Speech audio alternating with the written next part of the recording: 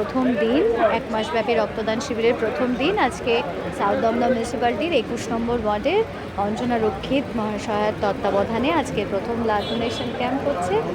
প্রায় ১৫০ থেকে ২০০ মতন মানুষ রক্তদান করছেন। আমাদের আবার এক মাসের যাত্রা আবার শুরু হলো। সকল রক্তদাতাদের অনেক অনেক ধন্যবাদ এবং শুভেচ্ছা। আমাদের এই গ্রীষ্মকালীন রক্ত সংকটের কথা মাথায় রেখে আমাদের বিধায়করা এবং আমাদের নেতা দেবরাজ চক্রবর্তী প্রতি বছরের ন্যায় এবছরেও তার মানে অন্যতম হয় না। এই বছরেও জুন মাসে আরম্ভ করেছিল। আজকে প্রথম সূচনা হলো এই থেকে। তাই আমাদের নেত্রী মমতা বন্দ্যোপাধ্যায় আমরা হচ্ছে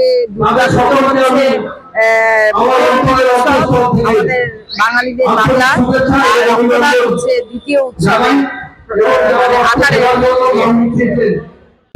এটা আমাদের বিধায়ক শ্রী একটা অভিনব উদ্যোগ। সারা মাস জুড়ে রক্তদান পশ্চিমবঙ্গের একমাত্র এই বিধানসভাতে এটা হয়ে থাকে। এছাড়াও তো আমরা রক্তদান করি, কিন্তু এইটা একটা আমাদের মধ্যে আলাদা উদ্দীপনা সৃষ্টি করে। তারপর আজকে জামাই ষষ্ঠীর দিন আমাদের একটা চ্যালেঞ্জ ছিল এটাকে ভালো করে করার জন্য। আমার মনে হয় আমরা সেটা সচেতন করতে পেরেছি।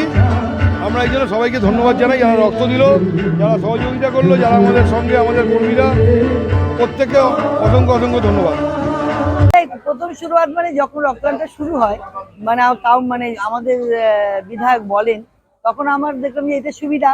আমরা তখন জামাই ষষ্ঠীটা আমি অতই মনে করি না, কারণ জামাইরা বছরের পর যে ষষ্ঠীতে আসবে, যাবে শ্বশুরবাড়ি খাবে, কিন্তু এটা একটা ভাইটাল ব্যাপার, কারণ গরমটাও বেশি পড়েছে। তারপর দেখলাম প্রথম আমার অসুবিধা কিছু নেই, রোববারও পড়েছে, করে দিলাম। আমাদের টার্গেট ১০০, কিন্তু ১০০-র অনেক বেশি হয়। ৫:৩০ যতক্ষণ রক্ত মানে থাকবে ততক্ষণ চলবে। আমরা ১০টা অব্দি ধরে রেখেছি। হ্যাঁ হ্যাঁ।